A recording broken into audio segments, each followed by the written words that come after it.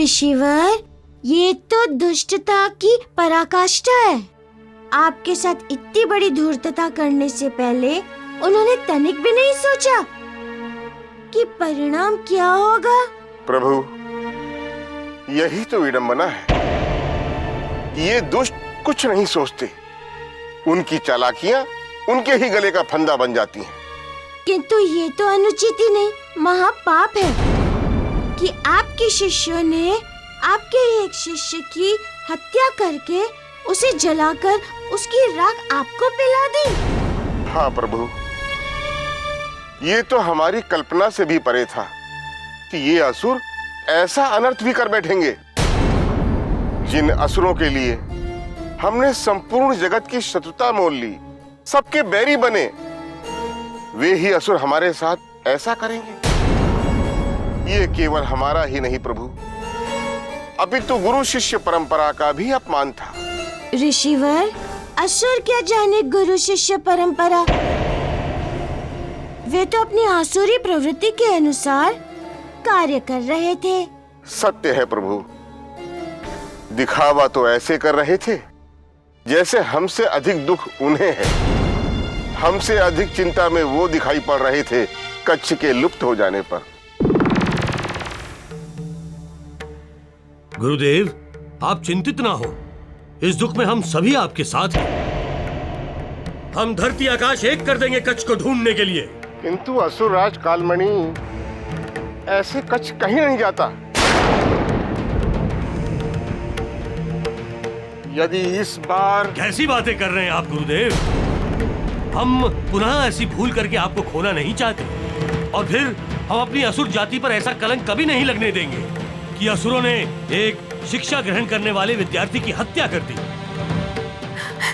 कुछ भी हो, मुझे मेरा कच्छ चाहिए। यदि मेरे कच्छ को कुछ हो गया ना, तो मैं तुम सबको जीवित नहीं छोड़ूंगी। ऐसा मत कहिए देवी, हम कच्छ को ढूंढने के लिए अपनी सारी असुर सेना लगा देंगे। कच्छ चाहे कहीं भी हो, हम उसे लेकर आएंगे। हम अभी अपनी सेना को कच्छ की खोज में लगा देते हैं। आओ मेरे साथ।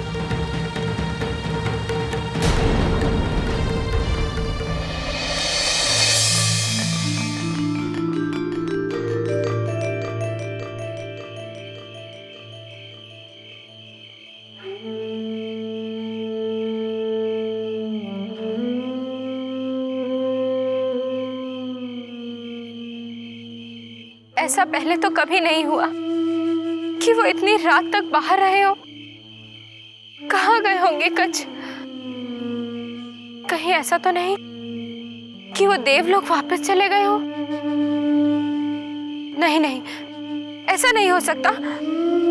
वो मुझे बिना बताए कहीं नहीं जा सकते।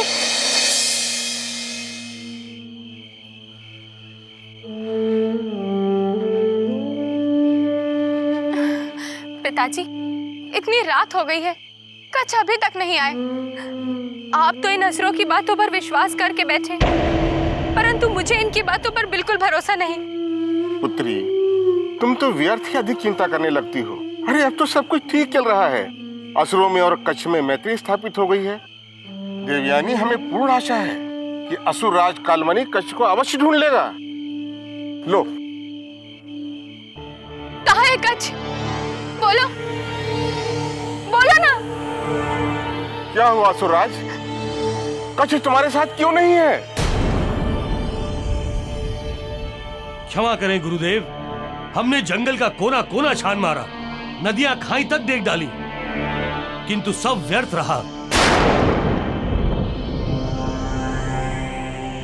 कच्छ हमें नहीं मिला गुरुदेव, कच्छ हमें नहीं मिला गुरुदेव।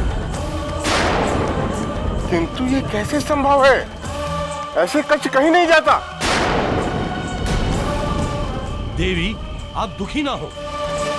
गुरु पुत्री होने के कारण हमारा उत्तरदायित्व तो आपके प्रति भी बनता है।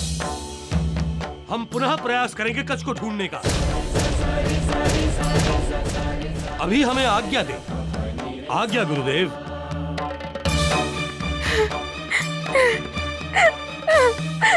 नहीं, अवश्य ये असुर झूठ बोल रहे हैं। इन्हें मेरे कच के बारे में सब ज्ञात है। पिताजी, पिताजी मेरे कच के साथ कोई अनहोनी हो गई है। उसे इन दुष्ट असुरों ने ही। बस देवयानी, अब और मत रो। यदि कच्छ का जीवन समाप्त भी हो गया होगा तो मैं अपनी शक्ति से उसकी आत्मा का आह्वान करके ये जान लूंगा कि वो कहाँ है। चिंता ना करो, आओ मेरे साथ।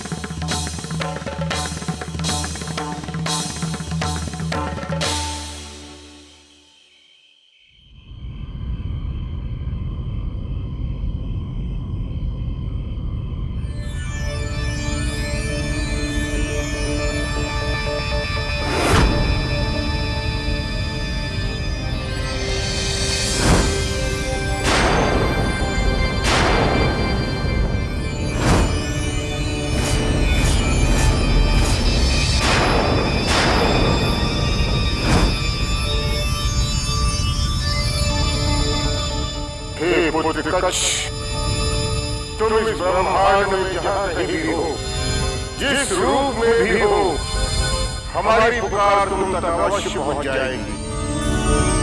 पुत्र कच्छ, कहाँ हो तुम? पुत्र कच्छ, पुत्र कच्छ, कहाँ हो तुम? कहाँ हो तुम? पुत्र कच्छ, पुत्र कच्छ, कहाँ हो तुम? कहाँ हो तुम? पुत्र कच्छ, पुत्र कच्छ, कहाँ हो तुम? कहाँ हो तुम? पुत्र कच्छ, पुत्र कच्छ, कहाँ हो तुम? कहाँ हो तुम? गुरुवर, मैं आपसे दूर नहीं हूं, मैं आपके पास ही हूं, आपके उदर में हूं।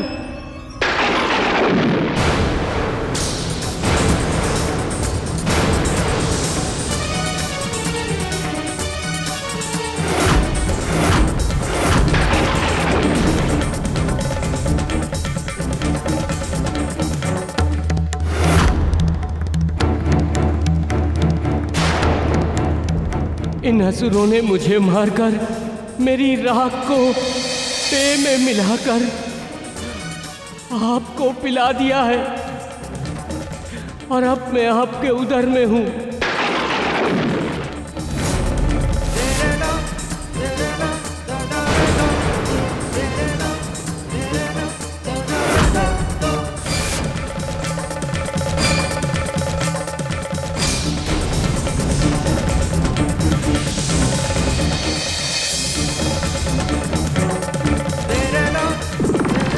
प्रभु, असुरों के इस कुकृत्य को देखकर मन तो हुआ कि असुरों को यही समाप्त कर दूं,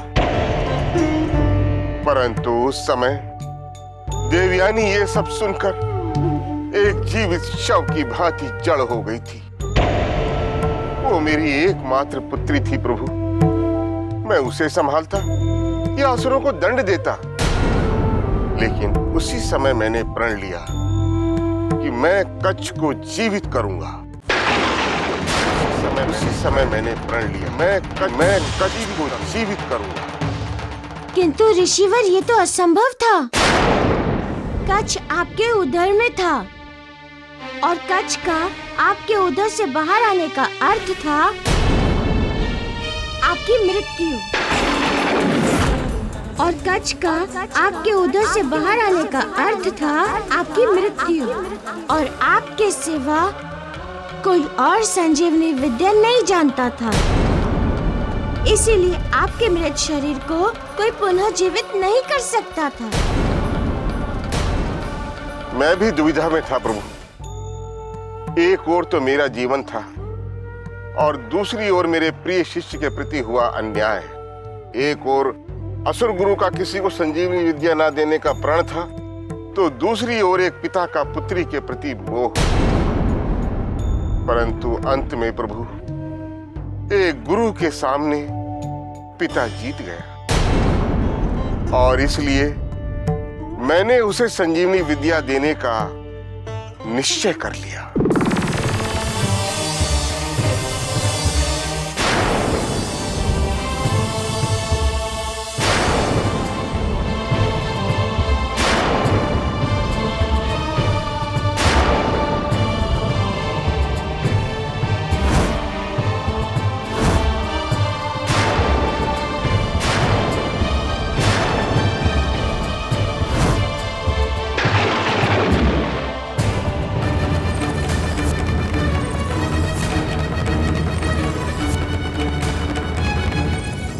पुत्र कच्छ, हम तुम्हें पुनः जीवन दान देने जा रहे हैं। पुत्र कच्छ, हम तुम्हें पुनः जीवन दान देने जा रहे हैं, किंतु तुम हमारे उदर में हो, अतः तुम्हें जीवित करने के लिए हमें अपने प्राणों का बलिदान करना होगा। अतः तुम्हें जीवित करने के लिए हमें अपने प्राणों का बलिदान करना होगा। गुरुदेव, मेरे जीवन से मूल्यवान आपका जीवन है। मुझे ऐसा जीवन नहीं चाहिए जो अपने गुरु के प्राणों के मूल्य पर मिले। ऐसा जीवन जीने से अच्छा है कि मैं मृत ही रहूं। पुत्र कच्छ, तुम पर हमारी मृत्यु का दोषारोपण ना आए, इसका एक उपाय है।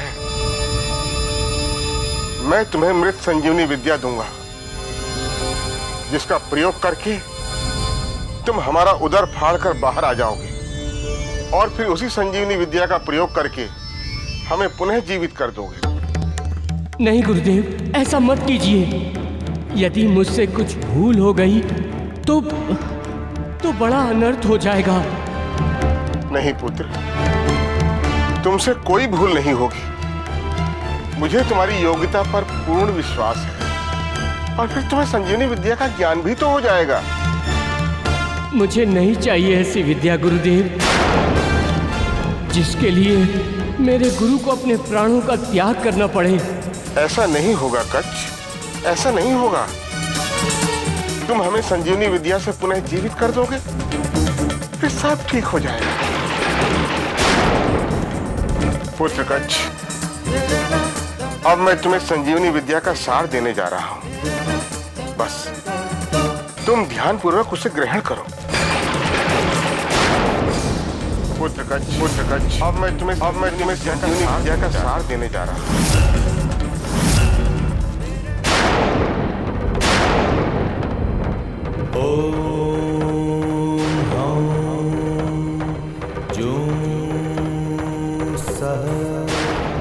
संजीवनी जीवनदायिनी, आरोग्यवर्धनी जीवनदायिनी। संजीवनी जीवनदायिनी, आरोग्यवर्धनी जीवनदायिनी, जीवनदायिनी जीवनदायिनी। ओम ओम ह्रूं सः संजीवनी जीवनदायिनी, आरोग्यवर्धनी जीवनदायिनी। संजीवनी जीवनदायिनी, आरोग्यवर्धनी जीवनदायिनी। ओम ओम ह्रूं सः, ओम ओम ह्रूं सः संजीवनी जीवनदायिनी, आरोग्यवर्धनी जीवनदायिनी।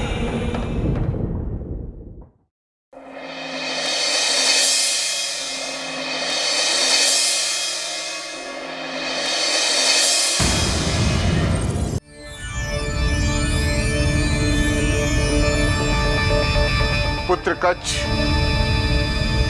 हमने तुम पर संजीवनी मंत्र का प्रयोग कर दिया है और संजीवनी विद्या का सारा ज्ञान भी तुम्हें दे दिया है। अब तुम संजीवनी विद्या का प्रयोग करके हमारे उदर से बाहर आ जाओ पुत्र। अब तुम संजीवनी विद्या का प्रयोग करके हमारे उदर से बाहर आ जाओ पुत्र।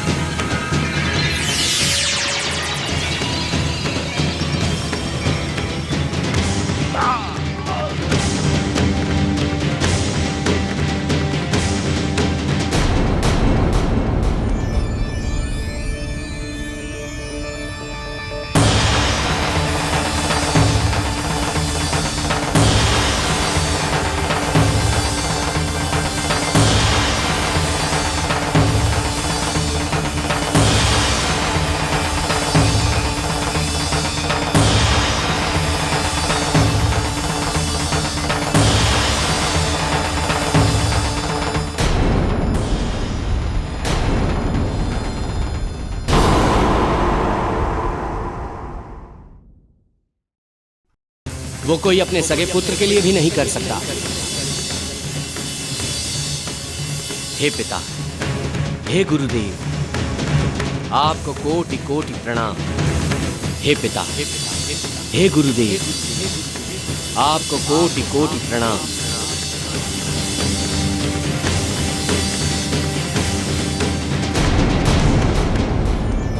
अब मैं आपका शिष्य कच्छ आपके प्रति अपने कर्तव्य को निभाते हुए आपके द्वारा दी गई संजीवनी विद्या के द्वारा आपको पुनः जीवित करूंगा, आपको पुनः जीवित करूंगा।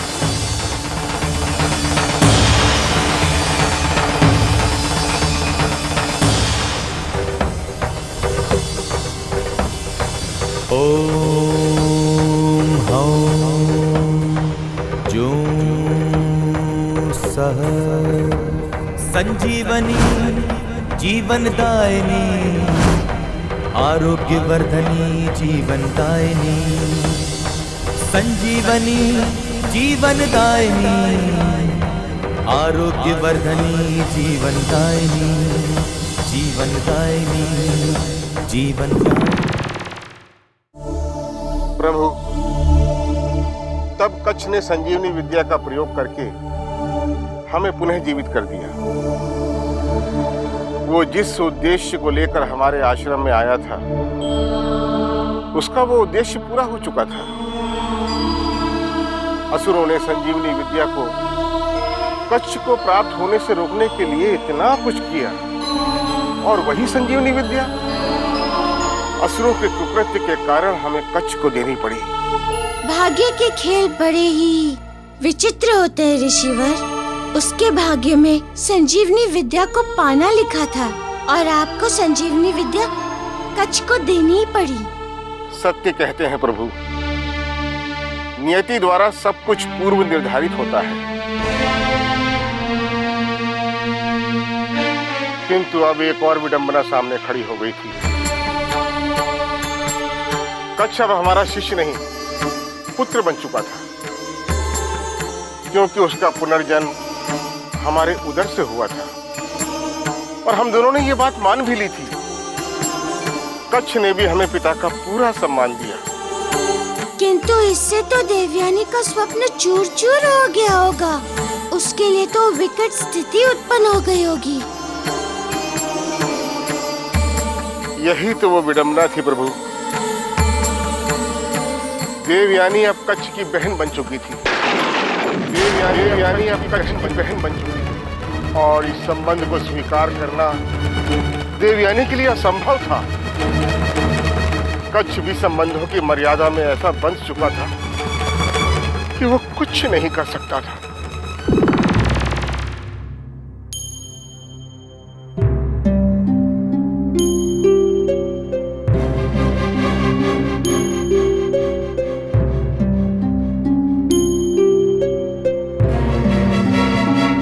पुत्र कच्छ।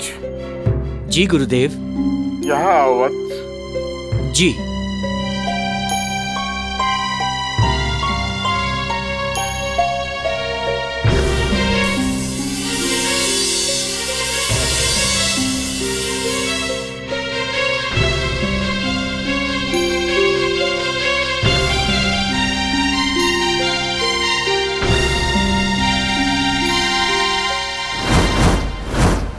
गुरुदेव, ये आपने क्या कर दिया? मुझसे कोई भूल हो गई गुरुदेव, जो आप मुझसे इतना रुष्ट हो गए हैं? कच्छ, हमने निर्णय लिया है कि तुम्हें ये आश्रम छोड़कर जाना होगा। हमने निर्णय लिया है तुम्हें ये आश्रम छोड़कर जाना होगा। नहीं गुरुदेव, नहीं। अब आप मेरे गुरु ही नहीं, मेरे पिता भी हैं, और एक पुत्र और शिष्य होने के नाते मेरा आपके प्रति कुछ कर्तव्य भी बनता है। अब आप ही बताइए, मैं इस उत्तरदायित्व से कैसे मुंह मोड़ सकता हूँ? कैसे? पुत्र, तुम हमारे पास संजीवनी विद्या प्राप्त करने आए थे, और वो तुम्हें प्राप्त हो चुकी है, और अब तो हमने भी तुम्हें गुरु शिष्य की परंपरा से मुक्त कर दिया है। अब तुम पर हमारा कोई अधिकार नहीं। तुम प्रसन्नता पूर्वक इस आश्रम से जा सकते हो। यह सत्य है गुरुदेव, यह सत्य है कि मैं यहाँ देवताओं के लिए संजीवनी विद्या मंत्र लेने आया था, किंतु मुझे यहाँ पर जो आपसे प्रेम, स्नेह और आत्मीयता का भाव मिला है वो मुझे देवलोक में भी कभी नहीं मिला। इसलिए अब मेरी धारणा बदल चुकी है गुरुदेव, बदल चुकी है। पुत्र हो तुम हमारे कंस, पुत्र। ये हमारा हृदय जानता है कि इस घटना से बहुत पहले से हम तुम्हें पुत्रवती स्नेह करने लगे हैं। तो भाग्य ने भी तुम्हें हमारा पुत्र बना दिया है कंस। लेकिन हमारे भाग्य में पुत्र का सुख नहीं है कंस, नहीं है पुत्र का सुख। ये भाग्य की भी कैसी विडंबना है गुरुदेव, जो पिता अपने बेटे से इतना प्रेम करता है वही उसे इस आश्रम से चले जाने का आदेश दे रहा है। मुझसे अधिक भाग्यहीन और कौन होगा गुरुदेव, और कौन होगा? कंस, इस आश्रम को कलंकित होने से बचाने का बस यही रास्ता है। आश्रम को कलंकित होने से बचाने का यही रास्ता है। जब मन की भावनाएं प्रचंड रूप लेने लगती हैं, तो रिश्तों की मर्यादाओं को खंडित होने में देर नहीं लगती वत्स, बिल्कुल देर नहीं लगती। पर अब तुम देवयानी के भाई हो, देवयानी के भाई इस आश्रम में रहे तो ये रिश्ता कलंकित हो सकता है कंस।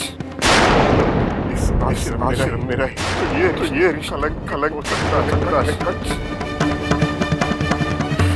इसलिए तुम्हारे इस आश्रम से चले जाने में सबकी बात नहीं। आपकी गुरु दक्षिणा क्या है गुरुदेव? हमारी गुरु दक्षिणा यही है कि तुम अभी इस आश्रम से वापस चले जाओ। हमारी गुरु दक्षिणा यही है कि तुम अभी इस आश्रम से वापस चले जाओ और फिर कभी इस आश्रम में लौट कर मत आना। कभी नहीं।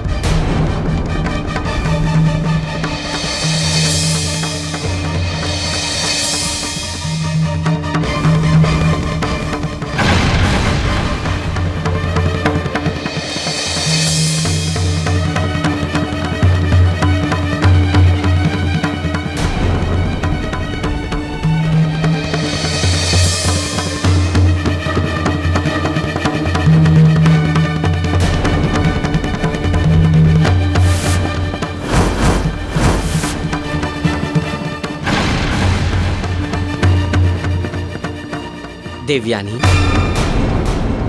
ये साज श्रृंगार, ये सुहाग का सामान, ये सब क्या है? ये साज श्रृंगार तुम्हारे लिए है देव। हमने निर्णय लिया है कि तुम्हें ये आश्रम छोड़कर जाना होगा। ये सुहाग का जोड़ा मैंने तुम्हारे नाम का पहना है। इस आश्रम को कलंकित होने से बचाने का बस यही रास्ता है। और ये चूड़ियां आज मैं तुम्हारे हाथों से पहनूंगी। ये सिंदूर, इस सिंदूर से तुम मेरी मांग सजाओगे। अब तुम देवयानी के भाई हो, इस आश्रम में रहे तो ये रिश्ता कलंकित हो सकता है कंस। अब तुम देवयानी के भाई, देवयानी के भाई, देवयानी के भाई। ये रिश्ता कलंकित हो सकता है।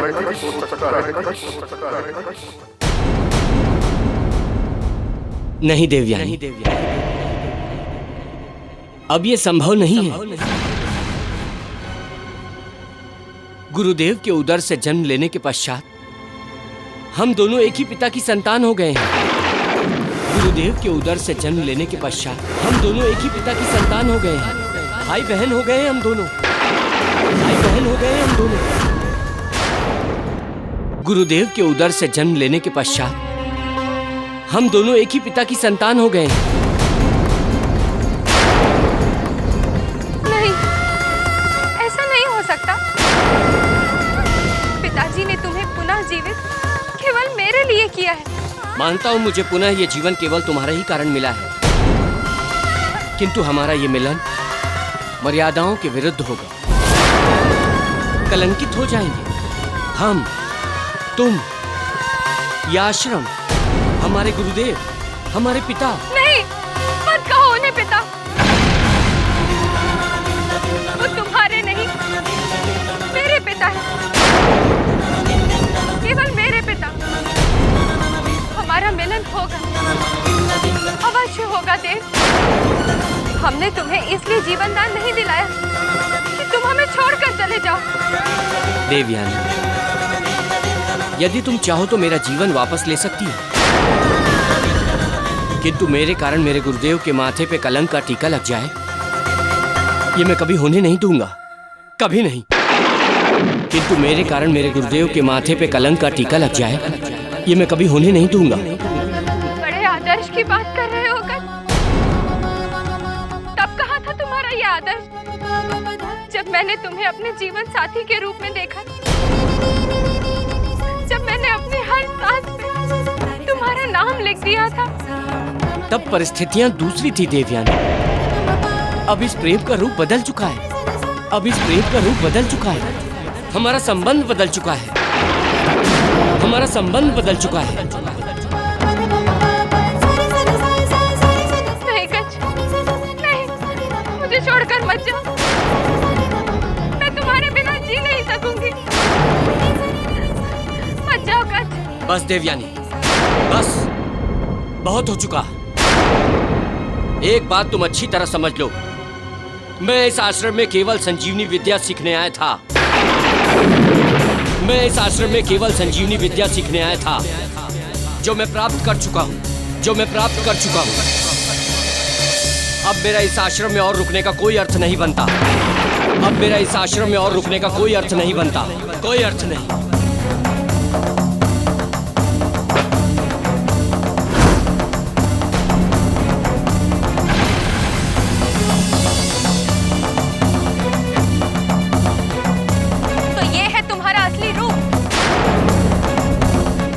पाना था वो तुम्हें मिल चुका। इस संजीवनी विद्या को पाने के लिए तुम मेरी कोमल भावनाओं से खेले, मुझे प्रेम के दिवा स्वप्न दिखाए। परंतु ये मत भूलो कच कि तुमने मुझे ऐसे अवसर पर आकर ठुकराया जब मैं तुम्हारे समक्ष पूरी समर्पित खड़ी थी। ये सत्य है कि मैं यहाँ देवताओं के लिए संजीवनी विद्या मंत्र लेने आया था, किंतु मुझे यहाँ पर जो आपसे प्रेम, स्नेह और आत्मीयता का भाव मिला है, वो मुझे देवलोक में भी कभी नहीं मिला। तुमने मेरे निश्चल प्रेम का उपहास उड़ाया।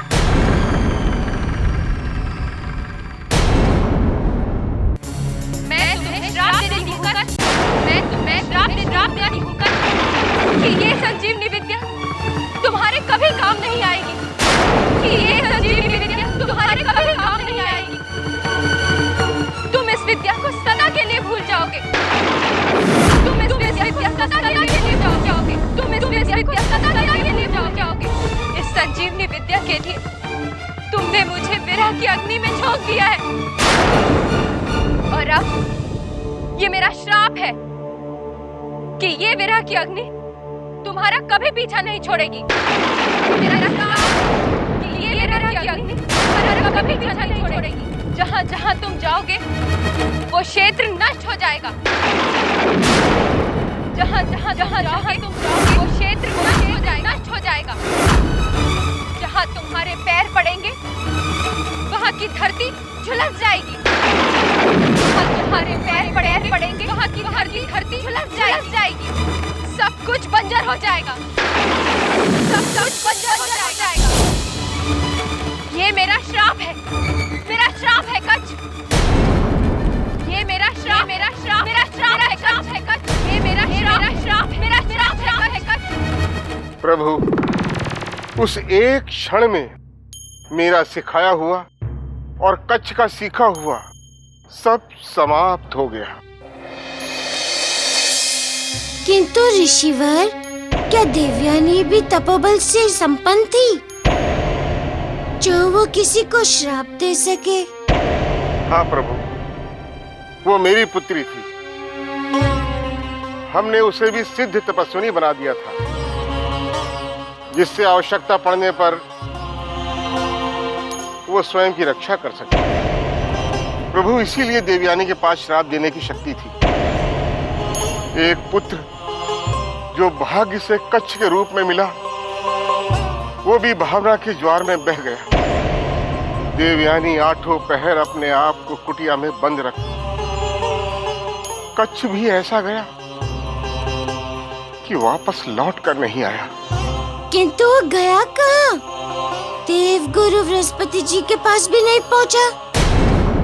उन्होंने मुझे स्वयं बताया था। प्रभु, कच्छ कहाँ गया ये तो मुझे भी ज्ञात नहीं है, क्योंकि देवयानी ने उसे ऐसा भयानक श्राप दिया था कि उसके पांव जहां भी पड़ेंगे वो भूमि बंजर हो जाएगी। ऐसी स्थिति में उसके पास एक ही विकल्प था कि वो अपने संबंधियों और परिचितों से दूर रहे, अन्यथा उस श्राप की काली छाया उनके जीवन में भी अंधकार भर देती। किंतु पृथ्वी पर वो कहाँ हो सकता है?